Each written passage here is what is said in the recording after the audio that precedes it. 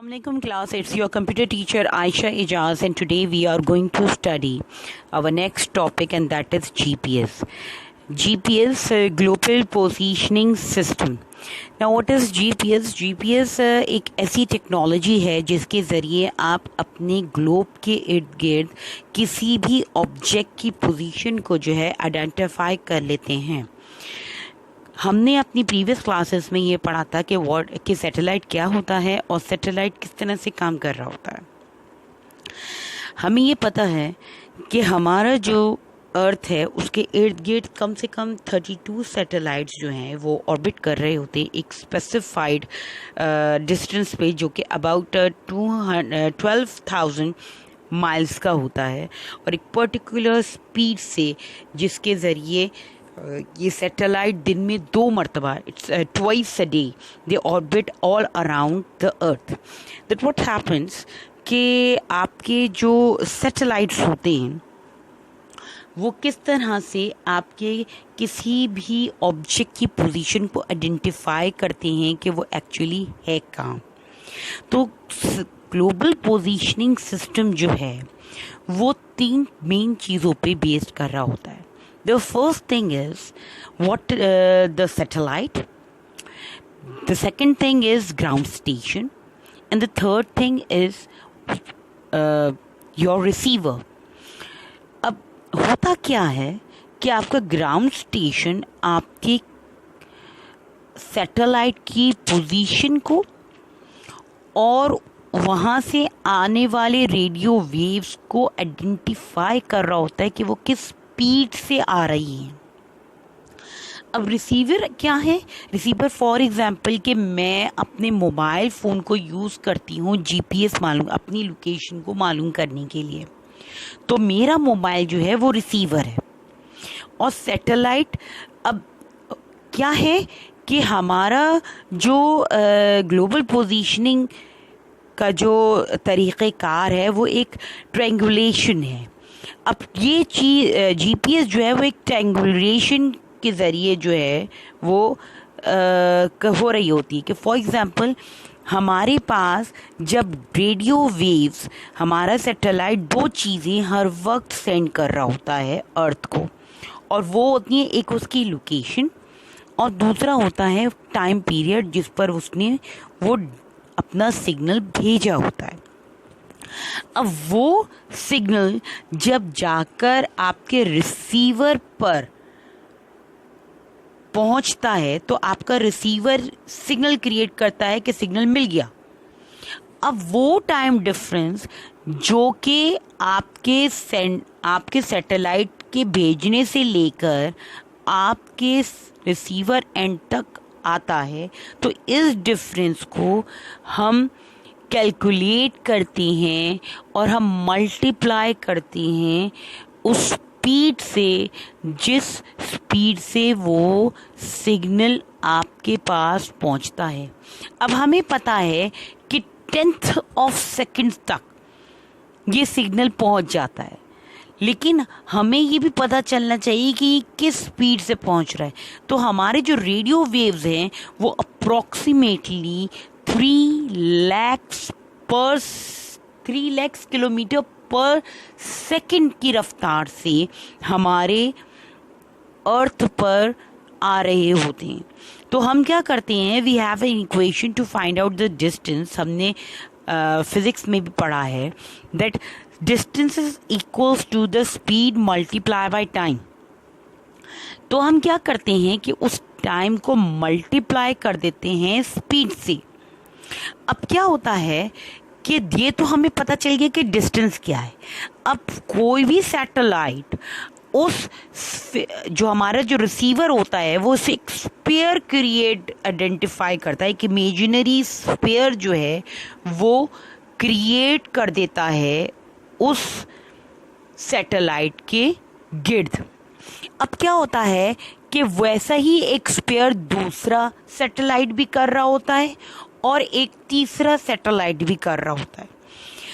जब हम पहले 2 का करते हैं तो वो 2 सैटेलाइट किसी भी पर्टिकुलर 2 स्पॉट्स पे जाकर कोलैप्स करते हैं या इंटरसेक्ट करते हैं एक दूसरे को।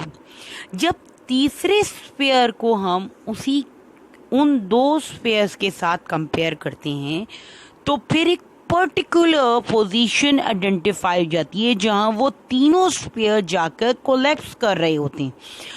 वो पोजीशन जो वो स्पॉट आइडेंटिफाई करता है कि हमारा कोई भी ऑब्जेक्ट अर्थ पर कहाँ पर लोकेट हो रहा है। अब ये तो हो जाता है आपका 2D रिकग्निशन या पोजीशनिंग कि आपका एल्टीट्यूड, आपका लैटिट्यूड और लॉन्गिट्यूड जो है वो 3 सैटेलाइट्स के जरिए आइडेंटिफाई हो जाता है।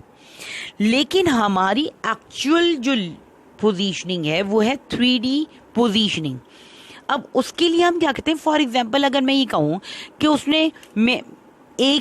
मैं एक अपार्टमेंट में बैठी हूँ, या फॉर एग्जांपल हम अपने क्लासरूम में बैठे, तो हम जहाँ बैठे हैं बिल्कुल उसी के ऊपर और नीचे भी फ्लोर्स हैं। अब होता क्या है कि हमें ये पता चलना चाहिए कि एक्चुअल पोजीशन क्या है, हम कौन से फ्लोर पर हैं। अब ये तो पता चल गया कि अर्थ के किस पोजीशन पर हम हैं, लेकिन एक्चुअल पोजीशन हम किस तरह से मालूम करेंगे कि जब हमारा फोर्थ सैटेलाइट हमारे डिस्टेंस को कैलकुलेट करके एक इमेजिनरी स्फीयर को क्रिएट करता है, तो वो हमारा लैटिट्यूड, लॉन्गिट्यूड और एल्टीट्यूड तीनों चीज़ें रिकग्नाइज करता है, जो कि हमारी एक्चुअल पोजीशन को आइडेंटिफाई करवाते हैं। और हमारी जो जीपीएस है वो हमारे एक्चुअल पोजीशन को क्लियर कर देता है। Now this is actually how GPS works. Now the next topic of today is what are the applications of GPS. अब GPS से हम लोग क्या क्या कर रहे होते हैं। अब आपका जो GPS है वो आपके ग्लोब पर हर जगह जो है वो काम कर रहा होता है। आपके लैंड, आपके सी और आपके एयर पे हर एक चीज़ को जो है वो आइडेंटिफाई कर रहा होता है। लेकिन यहाँ मैं आपको ये बताऊँ कि बिल्डिंग्स और केव्स और सब जो आपके अंडरग्राउंड होते हैं उनमें वो कहीं कहीं जाकर सिग्नल्स जो हैं जहाँ नहीं पहुँच पाते, वहाँ आपका जीपीएस जो है वो सही तरीके से काम नहीं कर रहा होता। ना जीपीएस क्या कर रहा होता है कि जैसे कि आपके मैरीन्स हैं, आपके किसी भी